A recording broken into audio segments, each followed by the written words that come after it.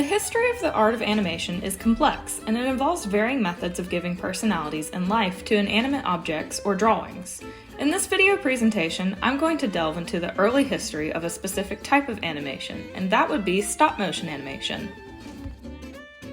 Before we talk about the history of stop-motion animation, let's clarify what is meant by stop-motion animation and get a better understanding of how it differs from other animation techniques.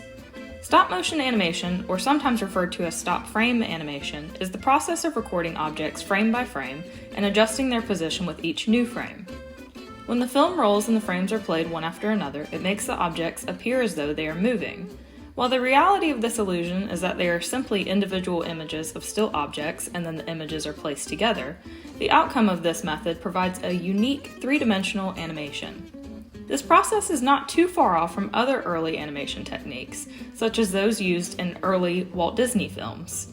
The key difference between those techniques and this is that stop-motion animation captures physical objects, whereas other animation during the late 1800s and early 1900s used drawings.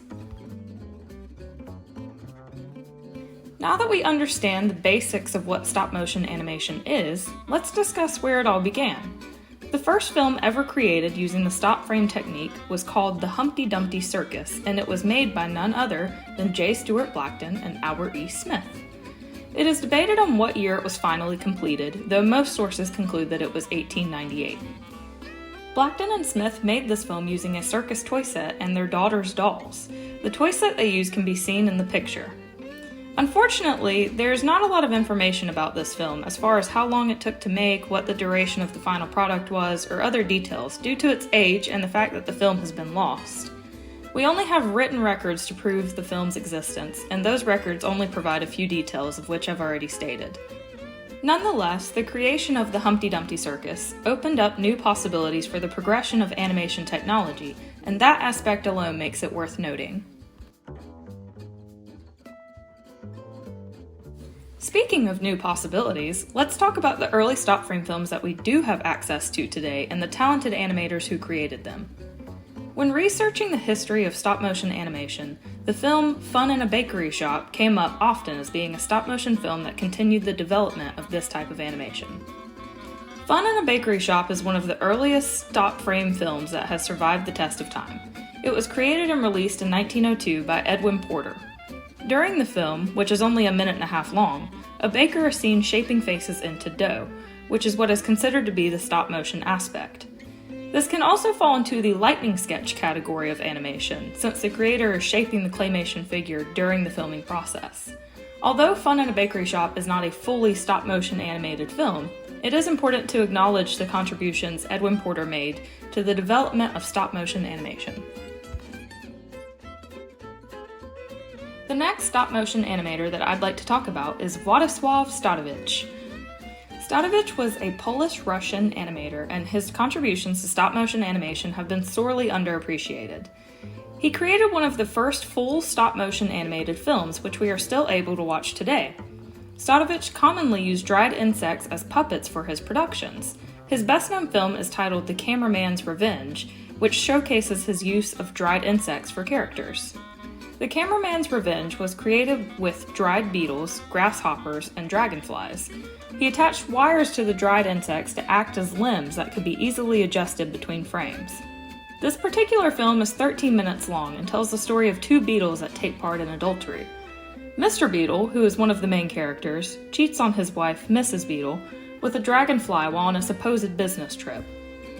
Unbeknownst to Mr. Beetle, his affair with the dragonfly was filmed by a grasshopper who was also at the nightclub where he and his mistress met. While Mr. Beetle was away on his trip, Mrs. Beetle invites an old friend over who is an artist. Upon returning home from his trip, Mr. Beetle catches them in the midst of an embrace and gets into a fight with the artist, who then scurries up the chimney. Later on in the story, Mr. Beetle takes his wife to see a movie as a way to forgive her for her infidelity. Unlucky for Mr. Beetle, the film turns out to be the Grasshopper's film of Mr. Beetle cheating on his wife. In a fit of rage, Mr. Beetle gets into a fight with the Grasshopper, and the film ends with both Mr. and Mrs. Beetle in a prison cell. Most of Statowicz's films were created for children, but The Cameraman's Revenge was intended for a broader audience. This is just one example of his work, which is impressive in its visual quality, innovative techniques, and storyline for it to have been made over 100 years ago.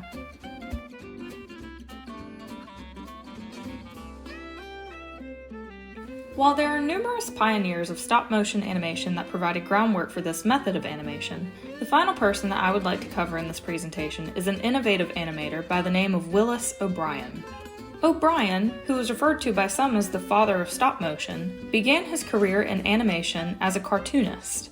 He later dabbled in sculpting, which led to his eventual interest in making films with his sculpted figures.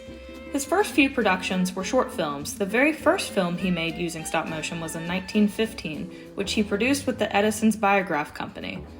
It wasn't until 10 years later before O'Brien made his first feature-length stop-motion film, but the time he spent perfecting his craft was well worth it. The Lost World was released in 1925, and it was a huge success. The audience loved it, and movie critics marveled at O'Brien's ability to make the creatures appear as though they were alive. O'Brien and other filmmakers who worked on The Lost World did not tell the public how they created their illusion, which left many believing that the dinosaur figurines in the film were much larger than they actually were. In addition to the illusion of the creatures looking much larger than they actually were, the animals appeared even more lifelike due to an inflatable bladder that was placed inside the figures. When the bladder was inflated and deflated, it made the dinosaurs look like they were breathing. While this film helped O'Brien establish a name for himself, The Lost World was far from being his greatest success. Willis O'Brien's King Kong has become one of the most famous and influential films that has ever been made, not only for its iconic storyline, but for the innovative idea to combine both live action footage and stop-motion animation. O'Brien dedicated a lot of time and effort into making King Kong his most awe-inspiring film yet. He did this by visiting zoos and observing the movements and behavior of animals in order for him to realistically replicate those movements with sculpted figures. He also attended wrestling matches prior to working on the film so that he could get a better idea on the types of motion seen in a real fight. All of these efforts did not go unnoticed when it came time for the screening of King Kong. If it is not prevalent enough by the many renditions of King Kong that we still see being made today, this film that O'Brien helped to create was a major hit when it came out. Everyone knows the famous scene of King Kong at the top of the Empire State Building, and Willis O'Brien made that scene happen.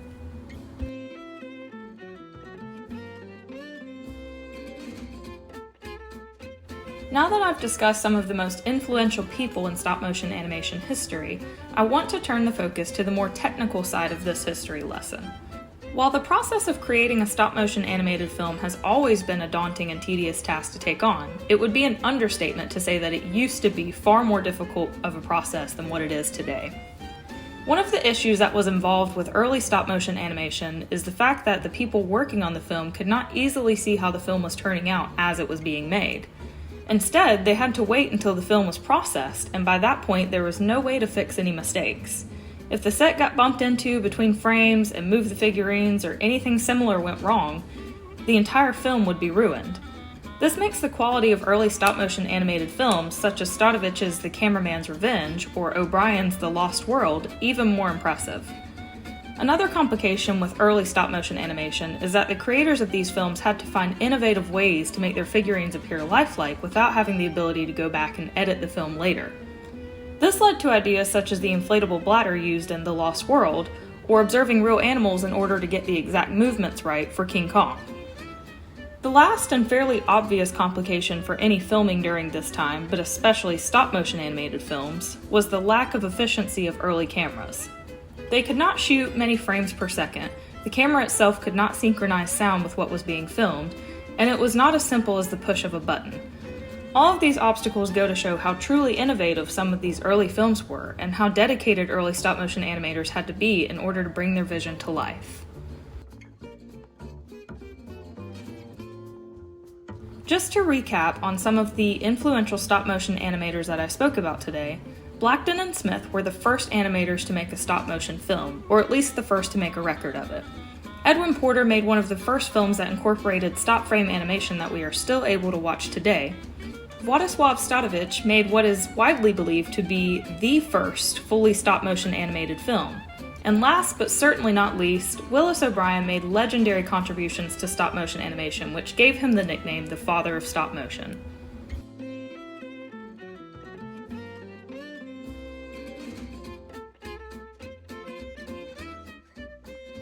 Here are the resources that I used to find the information that I presented in this lesson. I encourage you to pause the screen and check these websites out if you want to learn even more about early stop-motion animation. Thank you for watching!